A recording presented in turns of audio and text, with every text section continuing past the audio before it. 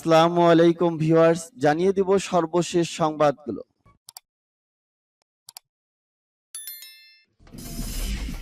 সংবাদের শুরুতেই জানিয়ে দিব সংবাদ শিরোনাম। শীতের শুরুতে পূর্ব ইউক্রেনের তীব্র লড়াই। পরমাণু ভান্ডার 3 গুণ করবে চীন, দাবি আমেরিকার। সাম্প্রতিক নৈরাজ্য ও হত্যাকাণ্ডের হোতাদেরকে বিচারের আওতায় আনা হবে। ইউক্রেনের উত্তর পূর্বাঞ্চল দিয়ে অগ্রসর হচ্ছে রুশ বাহিনী।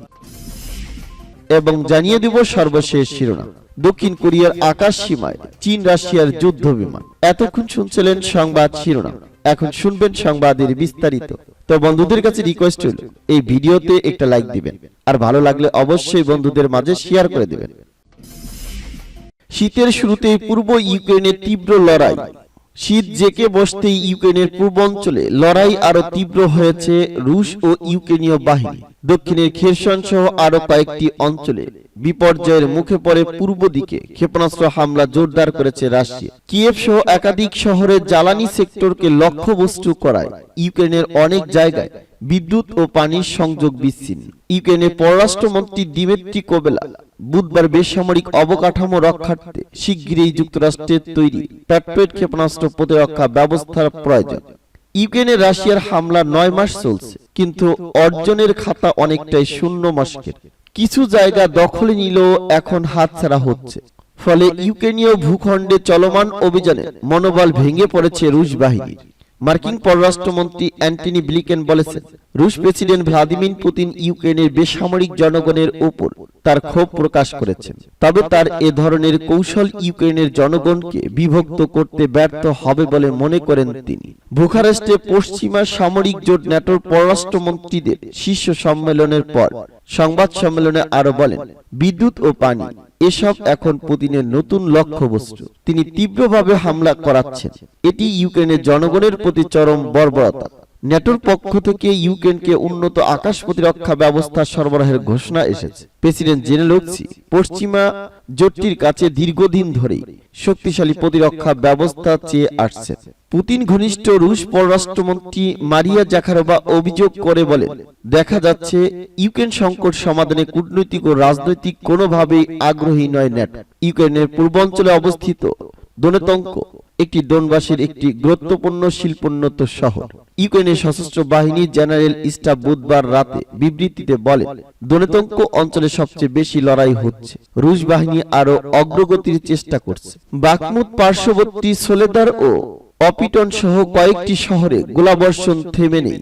এদিকে দক্ষিণ ফ্রন্টে প্রতিরক্ষামূলক অবস্থান নিয়েছে রুশ বাহিনী। আঞ্চলিক রাজধানী খেরসনে মর্টার ও আর্টিলারি হামলা চালাচ্ছে প্রায় সময়। খেরসনের একাংশ থেকে গত নভেম্বরে সেনা প্রত্যাহার করে নিয়েছিল রুশ প্রতিরক্ষা মন্ত্রণালয়। ইউক্রেনের সামরিক বাহিনী জানিয়েছে, উত্তর পূর্বাঞ্চল ও মধ্য ইউক্রেনে রুশ এবং ইউক্রেনীয় বাহিনীর ভারী লড়াই চলছে। যদিও বার্তা সংস্থা রয়টার্স এ বিষয়ে স্বাধীনভাবে সত্যতা যাচাই করতে পারেনি। পরমাণু ভান্ডার 3 গুণ করবে চীন, দাবি আমেরিকার।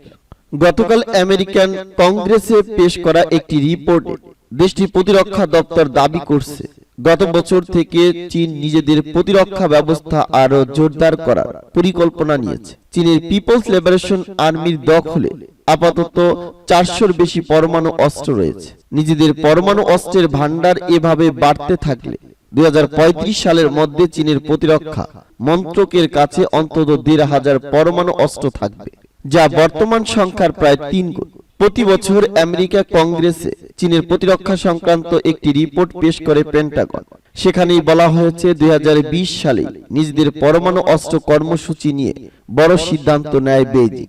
সেই মতে গত বছর থেকে তাদের অস্ত্র কর্মসূচির ছবিটা পাল্টে যায়। পেন্টাগনের দাবি, বর্তমান দক্ষিণ চীন সাগরে পিপলস লিবারেশন আর্মি যে ধরনের ডুবোজাহাজ ব্যবহার করছে তা দেখেই তাদের এই ধারণা আরো দৃঢ় হয়েছে। ওই রিপোর্টের একটি অংশে দাবি করা হয়েছে, ভারত চীন সম্পর্কের মধ্যে আমেরিকাকে নাক গলাতে নিষেধ করেছিল বেইজিং।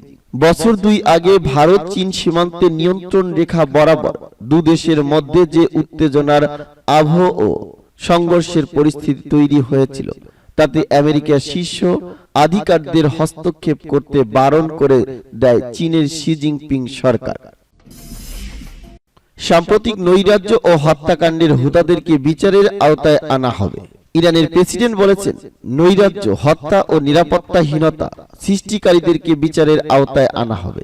প্রেসিডেন্ট দপ্তর থেকে জানানো হয়েছে, সাম্প্রতিক গোলযোগে শহীদ ও ক্ষতিগ্রস্ত পরিবারগুলির সঙ্গে সাক্ষাৎকারে সাইদ ইব্রাহিম রাইসি এসব কথা বলেন। মাহসা আমিনী মৃত্যুকে কেন্দ্র করে সংগঠিত বিক্ষোভের অজুহাতে বিদেশি শত্রুরা ইরানের অভ্যন্তরে হস্তক্ষেপ করার সুযোগ কাজে লাগায়। আমেরিকা সহ কোন কোন ইউরোপীয় দেশের গণমাধ্যম ইরানের বিরুদ্ধে অপপ্রচার যুদ্ধে নামে। পশ্চিমা সমর্থিত কিছু ফার্সি ভাষী চ্যানেল অপপ্রচারে ব্যাপকভাবে সামিল হয়। তারা ইরানি জাতির অধিকারের পক্ষে স্লোগান দিয়ে মূলত ইরানের নিরাপত্তা ধ্বংসকারীদের পৃষ্ঠপোষকতা দেয়।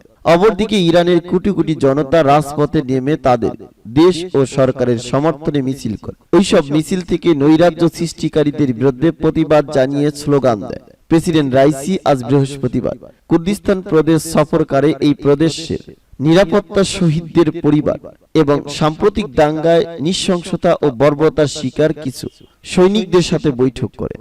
ওই বৈঠকে তিনি নৈরাজ্যকারীদের আচরণকে সন্ত্রাসী গোষ্ঠী দায়েশের আচরণের সঙ্গে তুলনা করেন। তিনি বলেন, নিরাপত্তা হচ্ছে ইসলামী প্রজাতন্ত্র ইরানের রেড লাইন। ক্ষতিগ্রস্ত পরিবারগুলোকে তিনি আশ্বাস দিয়ে বলেন, হত্যাকারীদের চিহ্নিত করতে প্রয়োজনীয় সকল ব্যবস্থা নেওয়া হবে, সেই সঙ্গে তাদেরকে বিচারের আওতায় আনা হবে বলেও প্রেসিডেন্ট রাইসি প্রতিশ্রুতি দেন। ইউক্রেনের উত্তর পূর্বাঞ্চল দিয়ে অগ্রসর হচ্ছে রুশ বাহিনী। ইউক্রেনের উত্তর পূর্বাঞ্চল দিয়ে নতুন করে অগ্রসর হচ্ছে রুশ সেনারা।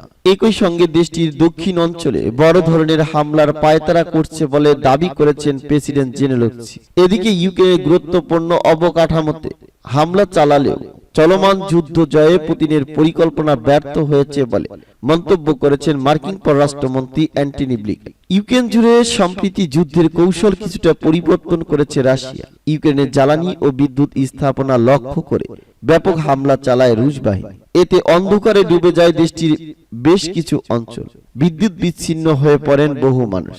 এবার ইউক্রেনের উত্তর পূর্বাঞ্চল দিয়ে নতুন করে অগ্রসর হচ্ছে রুশ সেনারা। এক ভিডিও বার্তায় ইউক্রেনের প্রেসিডেন্ট ভলোদিমির জেলেনস্কি বলে, যুদ্ধক্ষেত্রে কঠিন পরিস্থিতিতে পড়েছে তার সেনারা। শিগগিরই তাদের বিপুল পরিমাণ অস্ত্র ও গোলাবারুদ প্রয়োজন পড়বে বলে তিনি জানান। জেলেনস্কি আরো বলেন, দক্ষিণ অঞ্চলে বড় ধরনের হামলার পায়তারা করছে রাশিয়া, তবে ইউক্রেনের সেনারা রুশ বাহিনীর বিরুদ্ধে জয়লাভ করবে বলেও আশাবাদ ব্যক্ত করেন তিনি।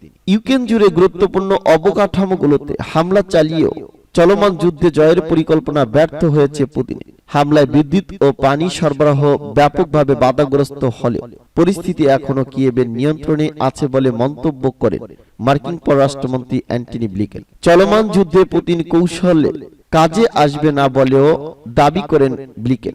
অন্যদিকে ইউক্রেনে রাশিয়ার সম্ভাব্য যুদ্ধ অপরাধ তদন্ত ও বিচারের জন্য একটি ট্রাইব্যুনাল গঠনের পরিকল্পনা করেছে ইউরোপীয় ইউনিয়ন। ইউরোপীয় কমিশনের প্রেসিডেন্ট উরসুলা ফন ডার লাইনের জানান, আন্তর্জাতিক অপরাধ আদালত রাশিয়ার বিরুদ্ধে মানবতা বিরোধী অপরাধ তদন্তে এরই মধ্যে কাজ শুরু করেছে। আইসিসির কর্মকাণ্ডের প্রতি সম্মতি আছে ইইউ, তবে এর পাশাপাশি জাতিসংঘের সমর্থন থাকবে এমন একটি বিশেষায়িত আদালত গড়ে তোলা হবে বলেও নিশ্চিত করেন ইউরোপীয় কমিশনের প্রেসিডেন্ট। দক্ষিণ কোরিয়ার আকাশ সীমায় চীন রাশিয়ার যুদ্ধ বিমান। দক্ষিণ কোরিয়ার সামরিক বাহিনী বলছে যে রাশিয়ার 6টি এবং চীনের 2টি যুদ্ধ বিমান বিনা নোটিশে তাদের আকাশ প্রতিরক্ষা অঞ্চলে প্রবেশ করেছে।